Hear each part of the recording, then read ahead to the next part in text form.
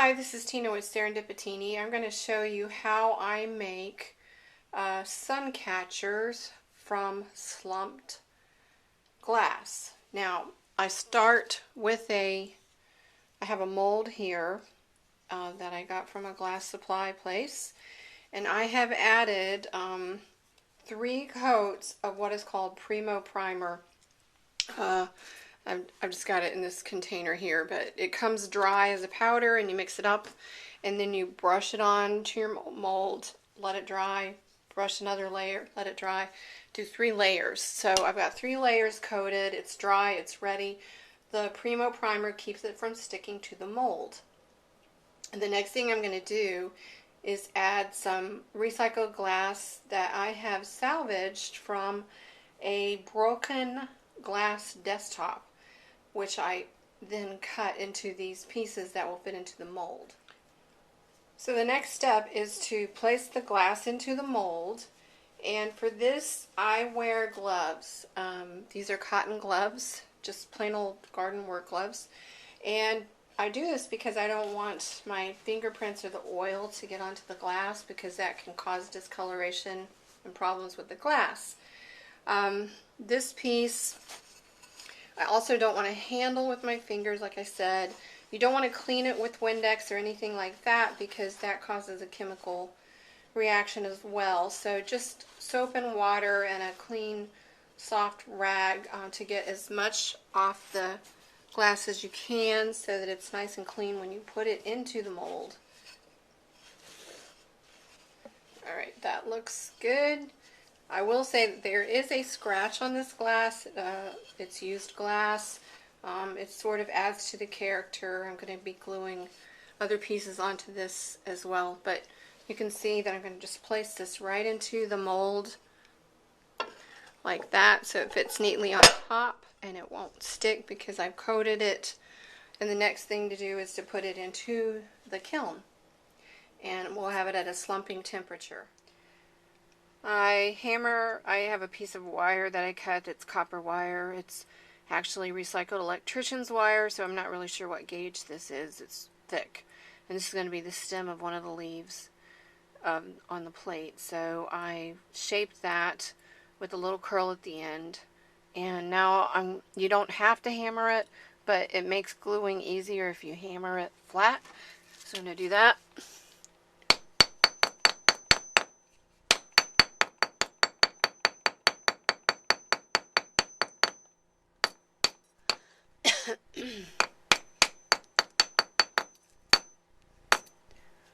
Okay, and that helps considerably.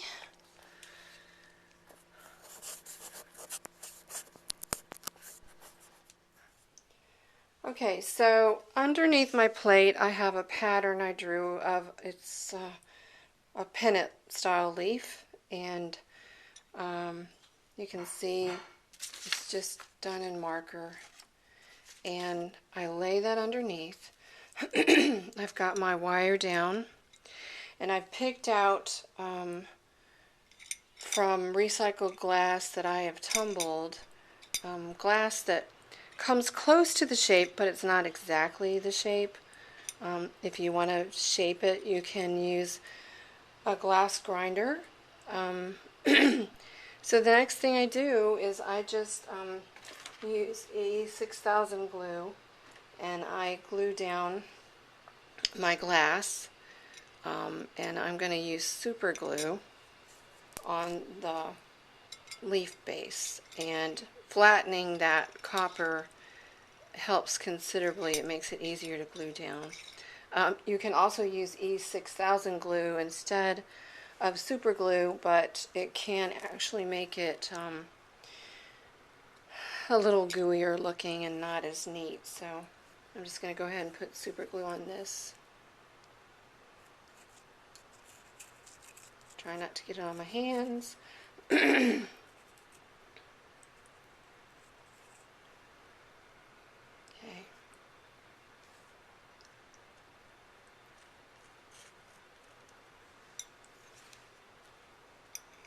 Oops.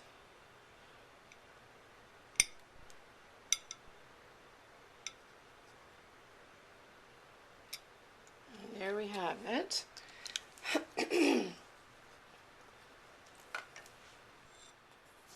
So just to show you, this is what it looks like. It's not glued down yet, but you can kind of see the basic shape, and if you're not happy with it, you can kind of mess around with it before you get to this stage and shape things a little bit. But I think this works okay.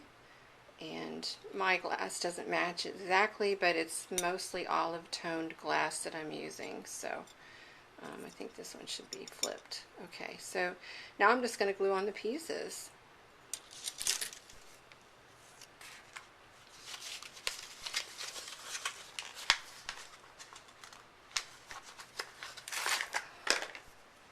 I'll just show you one. I'm not going to go through the whole process, but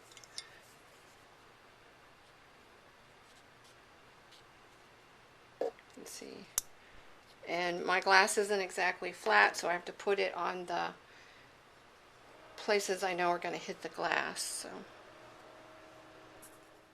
Okay, so everything's glued in place. Now I have to put a fastener on. So I have, it's a copper, it's called a bail. You use it for jewelry, but I thought it would work for this too. I used to drill through my plates. You can do that as an option, but to me this simplifies things. So the first thing I do is I rough it up on the back with a file because it adheres better.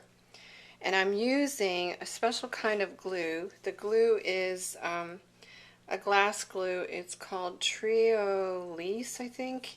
And it's like super glue. It smells like super glue, but you have to use two components to make it work.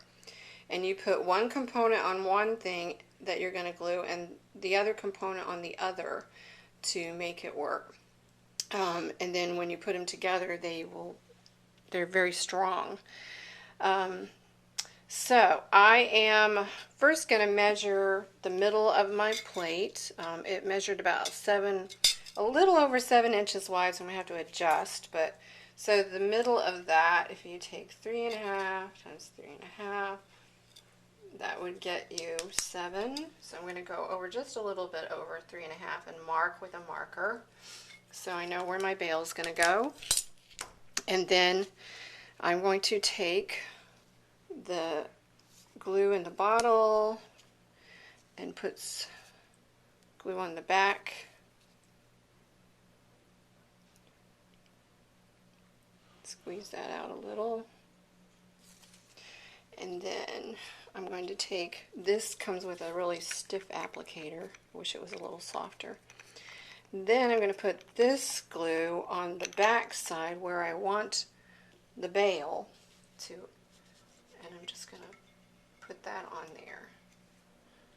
And you're supposed to wait about 15 seconds before you put the two components together.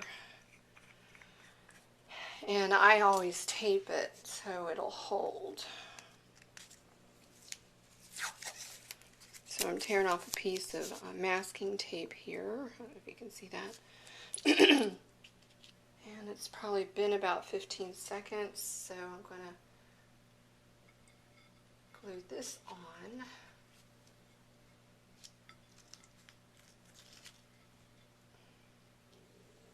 Hoping this holds. If it doesn't hold, I may have to re-glue.